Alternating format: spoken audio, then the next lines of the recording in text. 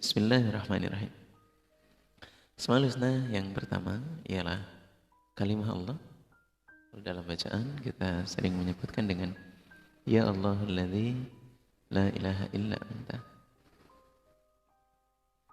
Kalimah Allah adalah di mana Allah adalah zat yang disembah dengan hak.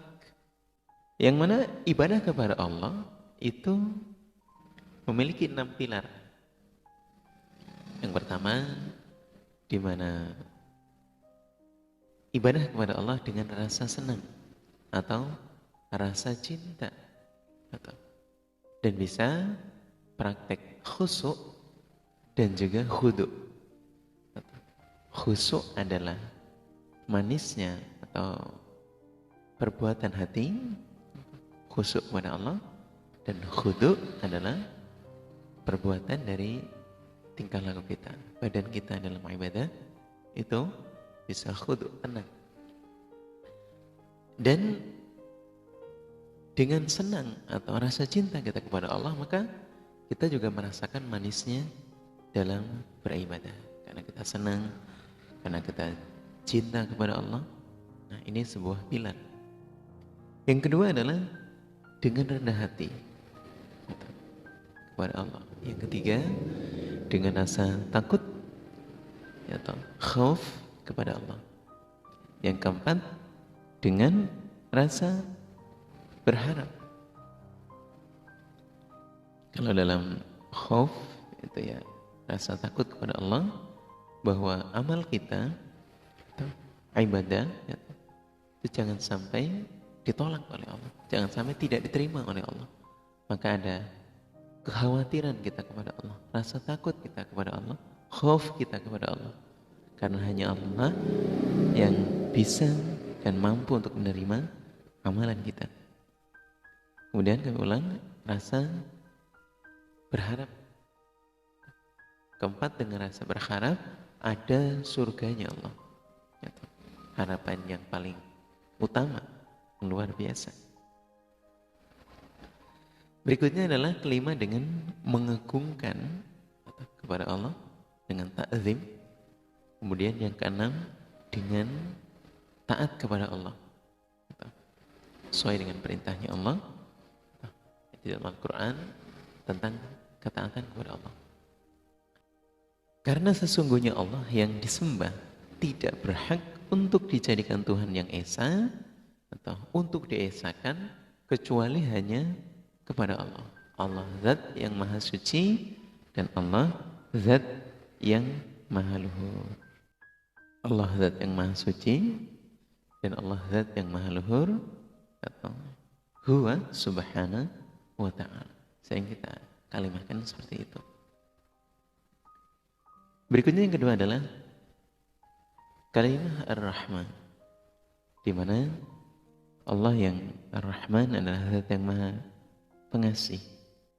Selain itu bermakna bahwa Allah adalah zat yang lemah lembut, kemudian belas kasih, sayang menyayangi, dan Allah adalah zat yang perhatian penuh. Allah adalah zat yang mempunyai rasa kasih sayang yang sangat luas, yang mencakup seluruh makhluknya, bahkan yang tidak bisa dijangkau oleh manusia. Allah mampu untuk menjangkaunya. Dengan rahmat Allah yang bersifat menyeluruh, maha pengasihnya itu menyeluruh, baik untuk orang-orang iman maupun orang-orang yang tidak beriman. Ialah orang-orang yang tidak beriman kepada Allah, yang maksiat, yang menentang kepada Allah. Allah tetap bersifat kasih sayang terhadap mereka. Jadi tidak pilih-pilih, mau hambanya Allah yang betul-betul bertakwa, beriman kepada Allah, maupun yang menentang sekalipun. Sifat rahmannya Allah di dunia itu menyeluruh. Berikutnya adalah yang ketiga, sifat Ar-Rahim, di mana Allah yang bersifat Ar-Rahim adalah bermakna zat yang maha penyayang. Allah adalah zat yang mempunyai rahmat yang luas. Khususnya bagi orang-orang iman di hari kiamat atau besok di akhirat. Maka bagi orang-orang iman itu mendapat bagian rasa sayang atau dari Allah, dan yang paling besar rasa sayangnya, di mana rasa sayang yang terdapat, belas kasih yang terdapat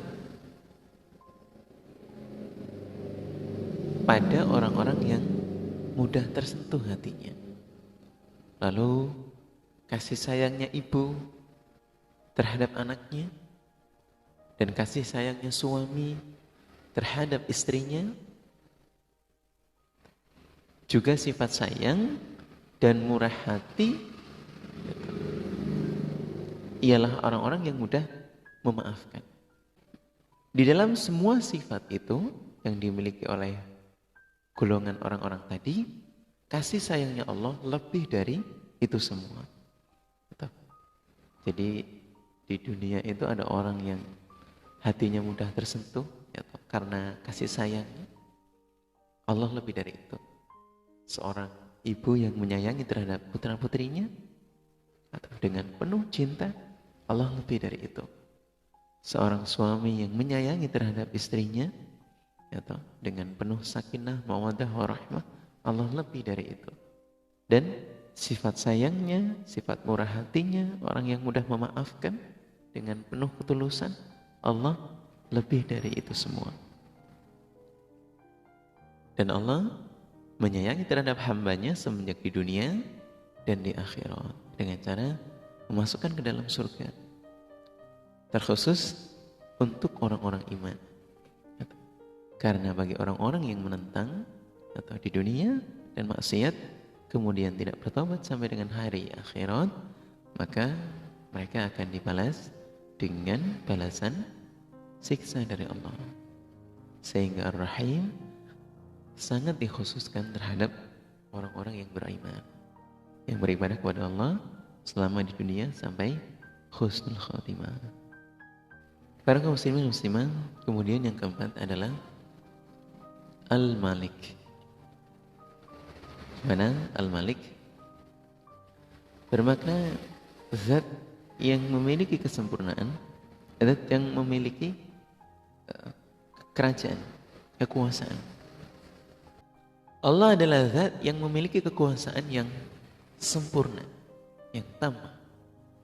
Allah adalah zat yang meneruskan perkara dalam kekuasaannya, di mana dalam hal ini kekuasaannya Allah yang sempurna ini mampu untuk mewujudkan apa saja yang ada di muka bumi dengan segala kekuasaannya. Dengan mewujudkan apa saja yang ada di muka bumi, dan Allah adalah zat yang maha kaya di dalam diri dan sifatnya, mengalahkan seluruh makhluknya. Dan semua makhluk membutuhkan kepada Allah, dan segala sesuatu itu juga adalah miliknya Allah. Kalau makhluk ya membutuhkan pertolongannya Allah, kemudian makhluk membutuhkan bantuan dari Allah, namun Allah tidak demikian. Allah maha berdiri sendiri, mampu untuk mewujudkan apa yang dikehendaki Allah dengan kekuasaan dan kesempurnaannya Allah. Tidak memerlukan bantuan siapapun. Ialah Allah zat yang maha Al-Malik. Dan penegasannya bahwa Allah itu maha kaya. Allah mengalahkan seluruh makhluknya. Semua makhluk membutuhkan kepada Allah, dan yang paling penting bahwa segala sesuatu adalah miliknya Allah.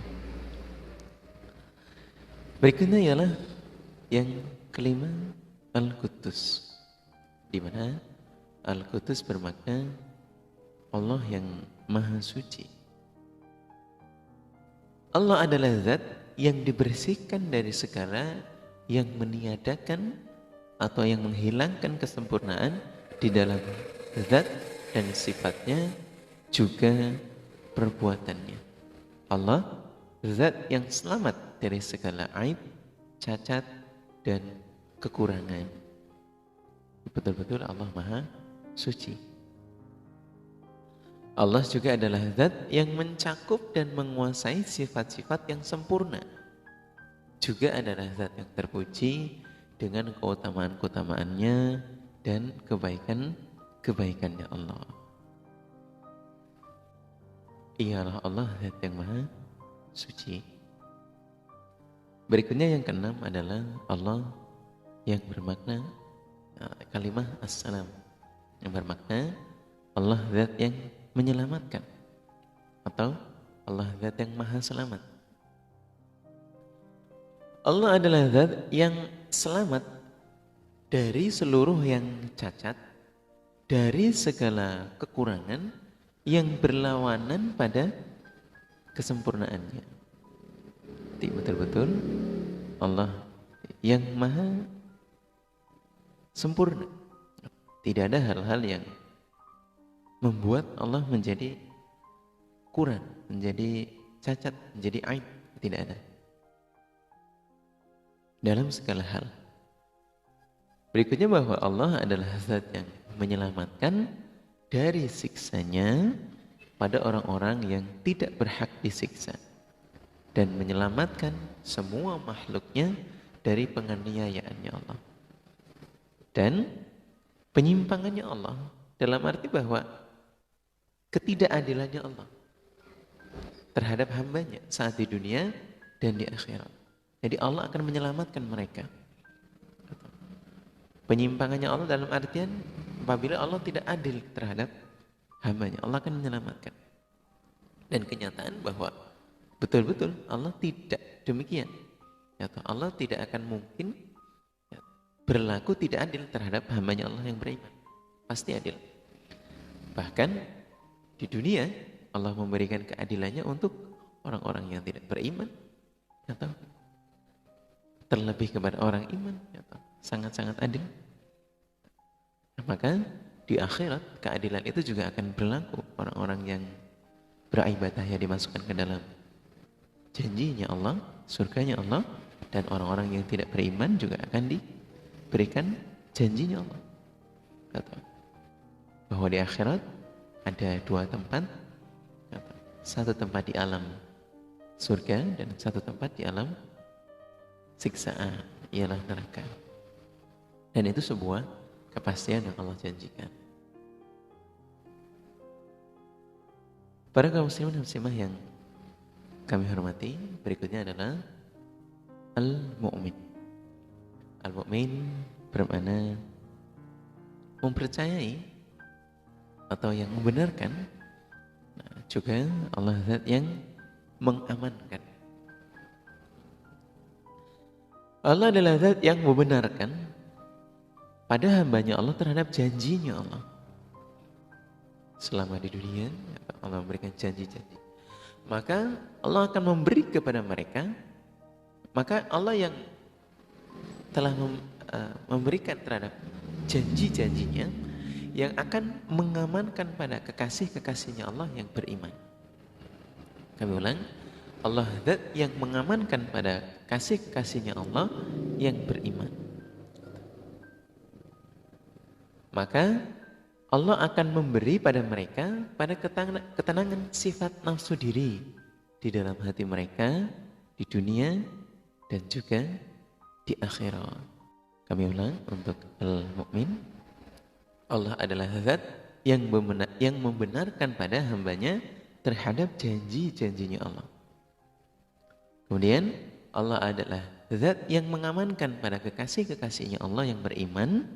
Maka Allah memberi pada mereka pada ketenangan sifat nafsu diri di dalam hati mereka di dunia dan juga di akhirat. Sebagai tambahan keterangan bahwa sifat nafsu diri di dalam jiwa seseorang, dalam jiwa hamba itu ada 3 hal. Yang pertama bahwa jiwa yang selalu ingin memuaskan diri dalam hal materi dan harta. Ini adalah sifat nafsu dirinya manusia. Sifat diri nafsunya hamba. Kemudian yang kedua bahwa jiwa yang atau diri yang mencaci, yang tidak puas, yang tidak bersyukur kepada Allah. Dan ini adalah ciri orang-orang iman yang lemah, atau imannya. Apabila mengerjakan hal ini, kita tidak bersyukur, kita tidak puas, kita mencaci kepada Allah.